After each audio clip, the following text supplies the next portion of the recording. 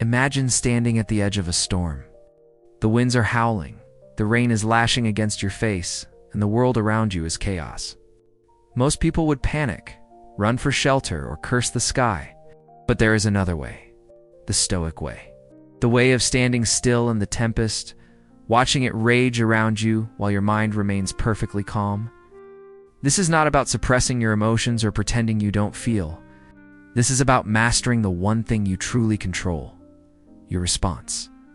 Every day, life throws provocations at you. Someone cuts you off in traffic. A colleague takes credit for your work. Your plans fall apart at the last moment.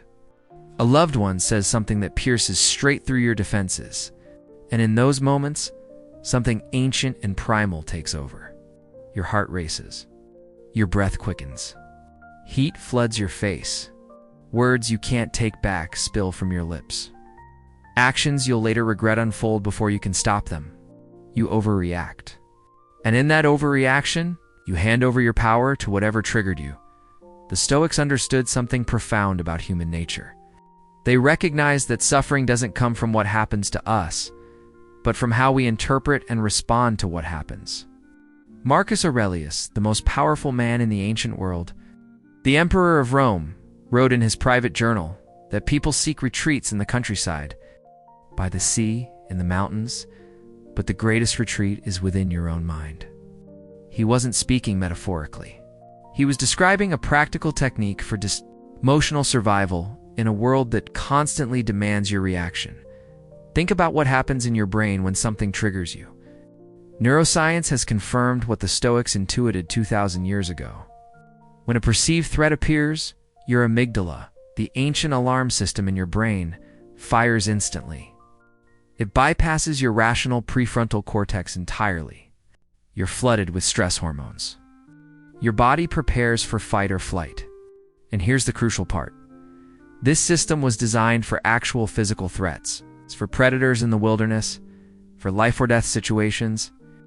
But your brain can't distinguish between a lion charging at you and someone insulting you on social media. The response is the same. Total mobilization. Complete overwhelm. Overreaction is your amygdala hijacking your entire system based on a false equivalence. It treats every slight as a mortal danger, every inconvenience as a catastrophe, every disappointment as a tragedy. And the cost is enormous. When you overreact, you damage relationships. You make poor decisions. You say things that create permanent scars. You waste energy on things that won't matter in a week. You give away your peace to whoever or whatever pushed your buttons. You become a puppet, and your triggers are the strings. Seneca, the great Stoic philosopher and advisor to emperors, wrote extensively about anger. He called it temporary madness. He observed how people could be reasonable and thoughtful one moment, then transformed into something unrecognizable the next. He watched as intelligent men destroyed their careers, their families, their very lives in moments of unchecked rage. And he asked the essential question: if anger is so destructive, if overreaction causes so much harm, why do we indulge it? Why do we treat it as natural, inevitable, even righteous? The answer, Seneca realized, is that we've been taught wrong. We've been told that expressing anger is healthy, that letting it out is cathartic, that we have a right to our reactions. But this is a dangerous lie. Research in modern psychology confirms Seneca's ancient wisdom. Venting anger doesn't diminish it. It rehearses it. It strengthens it. Every time you explode, you're training your brain that explosion is the appropriate response. You're digging deeper grooves in your neural pathways. You're making overreaction your default mode. The Stoics proposed something radical. They said you could train yourself to not overreact, not by suppressing emotion, but by intercepting it before it takes control, by creating space between stimulus and response, by choosing your reaction rather than being enslaved by it. This wasn't theory for them. This was daily practice, tested in the harshest conditions imaginable. Marcus Aurelius governed an empire constantly at war, plagued by disease, threatened by betrayal. He dealt with rebellious generals, incompetent advisors, and endless political intrigue. He lost children. He faced his own mortality. And yet, reading his meditations, you find not bitterness or rage, but clarity, acceptance, even gratitude. How? Because he practiced what the Stoics called the sacred pause. The sacred pause is the space between what happens and your reaction to it. In that space, everything changes. Here's how it works. Something triggers you. You feel the surge of emotion. But instead of immediately reacting, you pause. You take 3 deep breaths. You notice the sensation in your body without acting on it. You observe your thoughts without believing them. You ask yourself a simple question. Will this matter in 5 years? Will it matter in 5 months? Will it matter in 5 days? And in that brief moment of reflection, the grip of the trigger loosens. The emotion is still there, but it no longer owns you. Epictetus, who spent years as a slave before becoming one of history's most influential philosophers, taught that we must distinguish between what is up to us and what is not up to us. What is up to us? Our judgments, our intentions, our responses, our character. What is not up to us? Almost everything else, other people's actions, external events, the past, the future. Most of our overreactions come from trying to control what isn't ours to control. We rage at traffic as if our anger could move the cars. We agonize over someone's opinion as if we could reach into their mind and change it. We panic about the future as if worry could prevent disaster. Imagine a man stuck in traffic, gripping his steering wheel, face red, heart pounding, screaming at the cars ahead. What is he accomplishing? Nothing. The traffic doesn't care. His anger changes nothing about the external situation, but it changes everything about his internal state. Now he's stuck in traffic and filled with rage. He's turned one problem into 2. The Stoic in the same situation recognizes a simple truth. The traffic is beyond my control, but my response is completely within my control. He uses the time to listen to an audiobook, to practice breathing exercises, to simply observe without resistance. Same situation, radically different experience. This is the power of the dichotomy of control. When you internalize it, most of your triggers lose their power. Someone insults you. Their opinion is not up to you. You can't control what they think or say. What you can control is whether you let their words define your worth. A project fails. You can't change the outcome now. What you can control is what you learn from it and how you proceed. The weather ruins your plans. You can't command the sky. What you can control is your flexibility, your ability to adapt, to find meaning in what is, rather than raging at what isn't. But the Stoics went deeper. They didn't just teach emotional management. They taught emotional transformation. They developed techniques to fundamentally rewire how you perceive and respond to life. One of the most powerful is called negative visualization, and it sounds counterintuitive at first. The practice involves regularly imagining losing the things you value: your health, your possessions, your relationships, your life itself. This isn't pessimism. This is preparation. When you regularly contemplate loss, 2 profound shifts occur. First, you develop gratitude for what you have right now. The philosopher who meditates on mortality doesn't take his next breath for granted.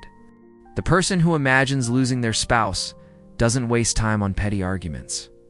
You stop treating the present as permanent and start experiencing it as the gift it is. Second, when difficulties actually arise, you're not blindsided. You've already faced them in your mind. The shock is diminished. The overreaction is prevented. Marcus Aurelius would begin each day by telling himself that he would encounter difficult people, that plans would go awry, that frustrations would arise. This wasn't pessimism. This was realism. This was preparation. When the inevitable irritations came, he wasn't surprised. He was ready. His expectations were aligned with reality, so reality couldn't devastate him. Most overreactions come from the gap between expectation and reality. We expect people to be reasonable, fair, competent. We expect life to be smooth, convenient, just. When reality deviates from this fantasy, we short-circuit. We overreact. The Stoics expected difficulty. They expected imperfection. They expected setbacks. Not because they were cynical, but because they were honest. Life is hard. People are flawed. Circumstances are unpredictable. When you accept this, you're not disappointed by reality. You're prepared for it. And preparation prevents overreaction. Another profound Stoic technique is the view from above. When you're caught in the heat of a moment, everything feels enormous. The insult feels like an assault on your entire being. The setback feels like the end of everything. The embarrassment feels like a permanent stain. But the Stoics taught a practice of zooming out, of seeing your situation from a cosmic perspective. Imagine yourself from above, from higher and higher altitudes. See yourself in your room. See your building. See your city. See your country. See the earth as a pale blue dot in an incomprehensibly vast universe. See the entire sweep of human history. Billions of lives lived and forgotten. From this perspective, does your current trigger still seem world-ending? Does the person's comment still define your worth? Does the setback still warrant complete emotional meltdown? The view from above doesn't minimize your feelings. It contextualizes them. It shows you that what feels like everything is, in the grand scheme, quite small. And this doesn't make life meaningless. It makes life precious. It helps you direct your limited emotional energy toward what actually matters, rather than wasting it on trivialities. Seneca wrote about a technique called emotional distancing. When anger arises, he suggested speaking about yourself in the third person. Instead of saying, "I am furious," you say, "He is feeling fury." This subtle linguistic shift creates psychological distance. The emotion is still there, but it's no longer identical with your entire self. You are not your anger. You are the awareness observing the anger. And from that place of observation, you have choice. You can watch the anger rise and fall like a wave without being swept away by it. Modern psychology calls this metacognition. The ability to think about your thinking, to observe your mental and emotional processes without being consumed by them. It's one of the most powerful capabilities humans possess, and the Stoics were masters of it. They trained themselves to watch their thoughts and emotions the way you might watch weather patterns, with interest, with awareness. But without identifying as the storm, consider the story of Epictetus confronting a student who had broken his leg. The student was distraught, overwhelmed by his misfortune. Epictetus asked him a simple question. Is it your leg that is upset, or your judgment about your leg? The leg itself simply is. It's broken. That's a fact. The suffering comes entirely from the judgment that this is terrible, that it shouldn't have happened, that it ruins everything. Change the judgment, and you change the experience. This isn't positive thinking. This isn't pretending the leg isn't broken. This is recognizing where the actual suffering originates. And when you locate the source, you can address it. Every overreaction follows the same pattern. Something happens. You interpret it through your existing beliefs and fears. That interpretation generates emotion. The emotion drives behavior. Most people think the chain starts with the event. The Stoics recognize that the chain actually starts with the interpretation. Two people experience the same event and react completely differently because their interpretations are different. One person sees criticism as an attack and explodes. Another sees the same criticism as useful feedback and thanks the critic. Same stimulus. Opposite reactions. The difference is in the interpretation. This is liberating because while you can't always control what happens, you can train yourself to control your interpretations. You can question your automatic judgments. You can ask yourself, is this interpretation true? Is it helpful? Is it the only way to see this situation?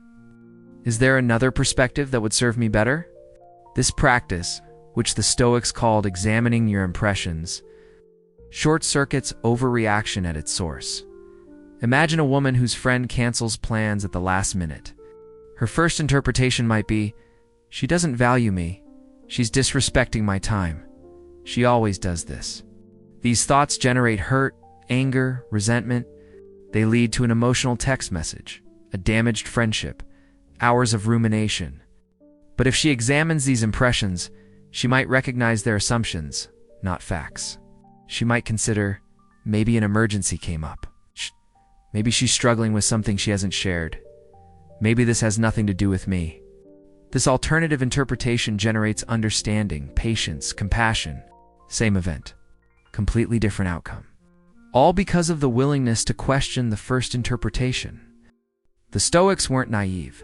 They knew that some interpretations are accurate, that some situations genuinely are unjust or harmful. But they also knew that accuracy isn't the only criterion. They asked, is this interpretation useful? Will it help me respond effectively? Will it lead to the person I want to be? Sometimes the accurate interpretation is, I've been wronged. And the useful interpretation is, I can learn from this and move forward. Sometimes the accurate interpretation is, this is unfair. The useful interpretation is, I won't let this consume my peace. Marcus Aurelius wrote that the cucumber is bitter, so put it down. You find thorns in your path, step around them. The world is full of difficulties, and you can acknowledge them without letting them poison your mind. This is the essence of Stoic emotional discipline. Not denying reality, but refusing to be defeated by it. Not suppressing your feelings, but refusing to be ruled by them. But how do you actually build this capacity in daily life? How do you go from chronically overreacting to embodying Stoic calm? The answer is practice, deliberate and consistent. The Stoics recommended a daily review, a practice of reflecting on your reactions. Each evening, sit quietly and review your day. When did you overreact? What triggered you? What was the interpretation that generated the emotion? How could you have responded differently? This isn't about self-judgment. This is about self-knowledge. You're becoming an expert on your own patterns. And that expertise gives you power. You might notice that certain situations reliably trigger you. Disrespect, criticism, feeling controlled, uncertainty. Once you identify your triggers, you can prepare for them.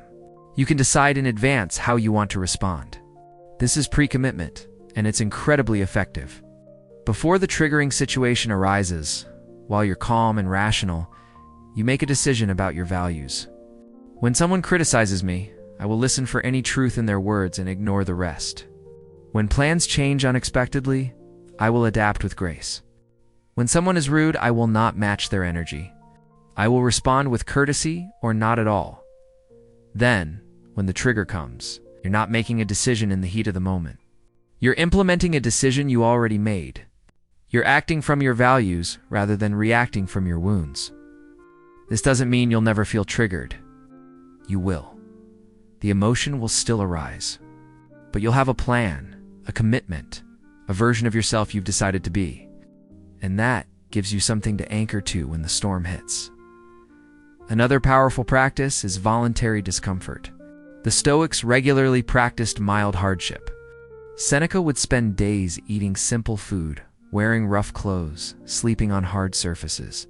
Not to punish himself, but to prove to himself that he could handle difficulty. Most overreactions come from fear. Fear of loss. Fear of discomfort. Fear of not getting what you want. When you voluntarily embrace discomfort, you prove to yourself that it's not as terrible as your mind makes it out to be. You expand your capacity to handle difficulty. You build confidence that you can endure. You can practice this in small ways. Take cold showers. Fast, occasionally. Say no to immediate gratification. Sit with boredom without reaching for your phone. These micro-practices build macro-resilience. They teach your nervous system that discomfort is not an emergency. They train you to tolerate the gap between desire and fulfillment. And this tolerance is what prevents overreaction. Most emotional explosions happen when you can't tolerate the discomfort of the present moment. You can't tolerate the feeling of being disrespected, so you lash out. You can't tolerate uncertainty, so you panic. You can't tolerate not getting your way, so you rage. But what if you could simply feel the discomfort and do nothing? What if you could experience anger without expressing it? Feel fear without fleeing? Experience disappointment without collapsing? This is the freedom the Stoics promised. Not freedom from difficulty, but freedom in difficulty. Not freedom from emotion, but freedom from being controlled by emotion. There's a story about Zeno, the founder of Stoicism, that illustrates this perfectly. He was once traveling by ship when the vessel was caught in a violent storm and wrecked. He lost all his possessions. Standing on the shore, with nothing but the clothes on his back, he supposedly said, "Fortune commands me to be a less encumbered philosopher." He took a devastating loss and reframed it as an opportunity. Not because he was delusional, but because he understood that his response was the only thing he could control. He could be bitter and broken, or he could be adaptable and philosophical. Same situation, radically different experience. This is the ultimate Stoic move, taking what happens and using it as fuel for your growth rather than poison for your soul. You get fired. That's information about this job not being the right fit. Someone betrays you. That's data about their character and a reminder to choose your trust wisely. You fail publicly. That's a lesson in humility and courage. The Stoics didn't believe everything happens for a reason. They believed you could create a reason from everything that happens. You could extract value from any circumstance. You could use every challenge as training for your character. Marcus Aurelius wrote that the impediment to action advances action, that what stands in the way becomes the way. This is profound. Your obstacles are not separate from your path. They are the path. The difficult person is your opportunity to practice patience. The unexpected crisis is your chance to develop adaptability. The unjust situation is your training ground for equanimity. Every overreaction is actually an opportunity, a moment where you could have responded differently, where you could have practiced your philosophy, where you could have become stronger. When you start seeing triggers this way, everything changes. You're no longer a victim of circumstance. You're an athlete of the mind, and every difficulty is your gymnasium. The person who cuts you off in traffic isn't ruining your day. They're giving you a repetition in the exercise of patience. The project that goes wrong isn't a disaster. It's resistance training for your resilience. The criticism that stings isn't an attack. It's an opportunity to practice separating your worth from others' opinions. This doesn't mean you become passive or indifferent. The Stoics were some of history's most active, engaged individuals. Marcus Aurelius governed an empire. Seneca advised emperors and wrote extensively. Epictetus taught generations of students. They didn't withdraw from life. They engaged fully, but from a place of inner stability rather than desperate neediness. They acted from purpose rather than reacting from pain.